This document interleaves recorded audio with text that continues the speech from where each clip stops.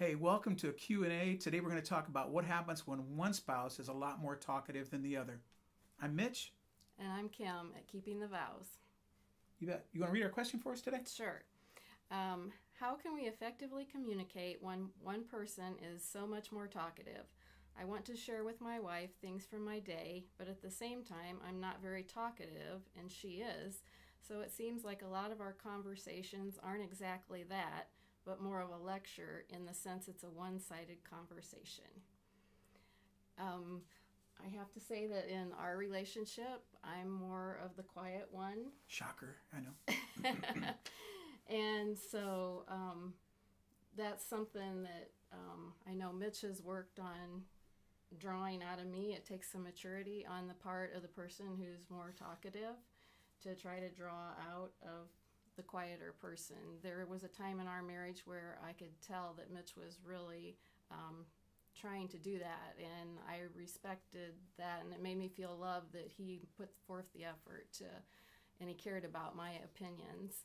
And so, in fact, I've told him though that he got me talking. Now he probably wishes I would stop sometimes, but he tells me that's not the case. Never the case. Never the case.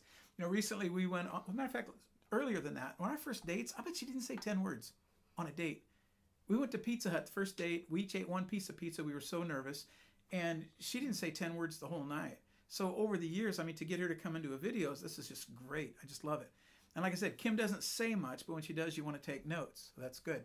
But anyway, recently on a walk, you know, I was talking to her, and some really deep conversation came out in this walk. And I said, you know, early in our relationship, I wasn't the person I should have been. And I'm sure that I stepped on you. I tried to hold you down. I tried to suppress you because I had to win. I was so childish when I first got married. I had to win. So if I did that when we were first married, I wonder how much of that is carried over after 37 years. And I said, I just want to let you know that I give you permission. I'm sorry if I've hurt you, but not only do I give you permission, I want you to talk more. I want to know what you think. I want to know what your dreams are and what your thoughts are and what you contribute. These Q&As, we write these together. I would never think of doing a Q&A without her because she's so smart. She has so much to contribute. And so I really do appreciate that about her. So anyway, go ahead. Well, okay. So anyway, one of the things to talk to you about that I learned was that in Japan and different cultures, they have a different amount of time that they allow as comfortable between conversations. So over there, it's 15 to 30 seconds between conversations is very common. So if you go over there for a business meeting, and if your comfort span is 10 seconds and theirs is 30 seconds, after 10 seconds, you're just going to talk, and then you're going to talk, and you're going to talk. And it's literally happened that people have left business meetings in Japan, people from the US, and afterwards the Japanese people said, well, they never let us talk. Well, for the person from the United States, the comfort span was exceeded and they were uncomfortable, so they thought that since they didn't talk, they needed to do it. I myself have a shorter period of time like that too. So there's times we'll be together with friends, and after a while I'll just say, I'm not going to say anything. I'll just let everybody else talk. And it's quiet for about 30 or 45 seconds. And if they're good friends, I finally go, well, I'm doing this thing where my comfort span is this. Evidently yours is this. That's fine. Just whenever you want to talk, go ahead. And we all have a good laugh about it. But so that's one thing is for your spouse. You might have different spans of time that's comfortable. For Kim, it's much longer. I can make a decision just like that, and it's usually a good decision and stuff. If I ask Kim what she thinks about something, it's not uncommon. It's 15, 20 seconds before she says anything. Now, I'm enough type A that I'm going, okay. But you know what? I've learned to calm down because we can both come up with really good solutions, possibly the same one. It just takes her longer, and nobody's right or wrong in that. We're just different people. So I want to talk to you about something else too. In that time span, and that is I'm the youngest of 4 kids. And when we sat at the table, there was mom and dad and us 4 kids at the table. If I didn't speak when I had something to say, I didn't get a chance to talk. So that may have kind of pre-wired me to be that way a little bit. We have a whole video about buzzwords, and we want you to go check out the video about buzzwords. It's really good. And so one of the things you can do is use a word that means something larger.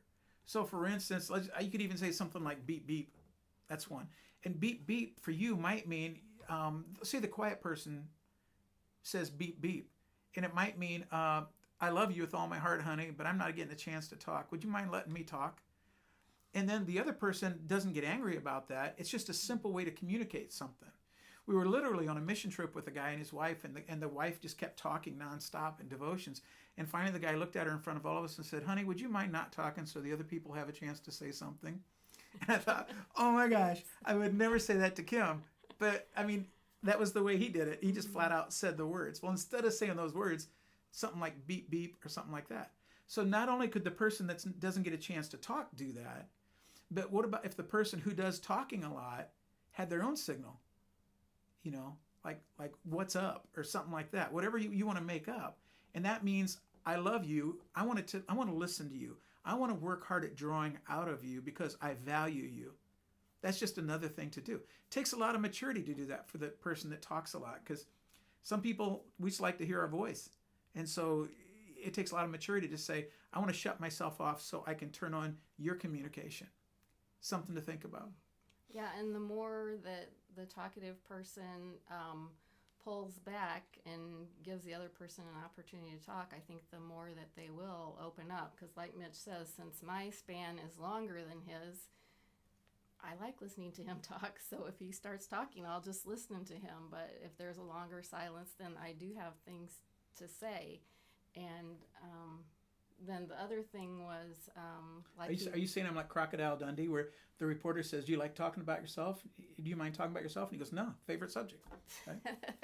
Go ahead. And then he had another good point as far as like when we were earlier in our marriage, you know, maybe there were things I was afraid to talk to him about. I didn't quite feel safe about it. And so the longer we've been married, the more I know he's a safe person that I can talk to, and so I'm willing to open up and share things with him. So again, if you're the talkative person, just make sure by your reactions that you're making it safe for the other person to open up and talk. And that's good. That might not only be that our time span for comfort is different, but that I'm more of a dominant person. I'm an out front person. Kim's a background person. It would be easy for me to dominate her and just keep her in the background all the time. Not want her in the videos or not anything like that. I'm the opposite. She's so smart. I want to pull out everything about her that I can and show her off to other people because she's got so much to contribute. So it might not just be your comfort span, but it might almost be your ego. And if we're supposed to love others as we love ourselves, then that means I need to shut up and let Kim talk sometimes. Every once in a while, we're doing premarital counseling, and Kim will be telling a story or with friends or something, and I'll sit back and I'll just kind of start chuckling, and they'll say, what? And I'll say, I just love to hear her talk.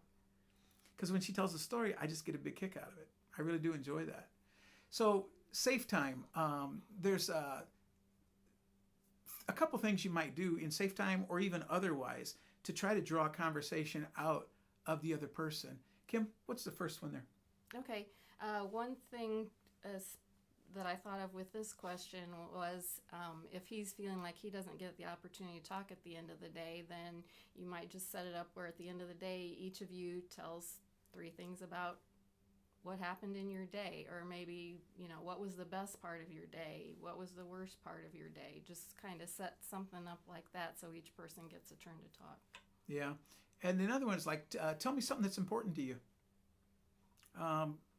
There's things that are important to me, but it wouldn't even register to Kim.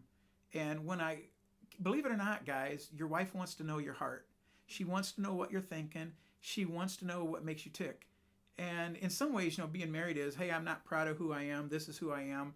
But this is, I'm not proud of it, but this is who I am. And that's okay. She still wants to hear that because we're just guys. And Kim knows I'm a caveman. She accepts that. She has no problem with that. And I don't either. Okay? The last one there? Tell me something I don't know about you. That's a good one. We've been married 37 years, and I will still, every once in a while, I'll tell Kim something, and she'll say, I never knew that. It's true. And it's kind of fun to go back and do that. So I hope we've helped you a little bit in your communication with one another. A lot of it has to do with pride. A lot of it has to do with ego. And a lot of it has to do with, you know what, I might not have all the solutions, but my spouse might contribute some things. Kim and I work in a wood shop, and Kim will be sitting over there in a chair doing some reading, and I'll say, hey, hon, come here a second. And I'm really good at figuring things out. And I'll say, I'm trying to do this, and I can't figure this out. And she'll say, well, what if you did this? And I'll think, she's so smart. Why didn't I think of that? That's great. But that's why it's good that we're together, because we're pulling together. Yeah. And I might be the type A person, but it doesn't mean I always have the answer. It doesn't mean I always have the answer. So, hey, as you go through life, I know that I can learn from you, and hopefully you can learn something from me. We'd appreciate it if you'd like this video, appreciate it if you'd want to subscribe, tell other people about it, and by all means, check out our blog at keepingthevows.com. Have a great day.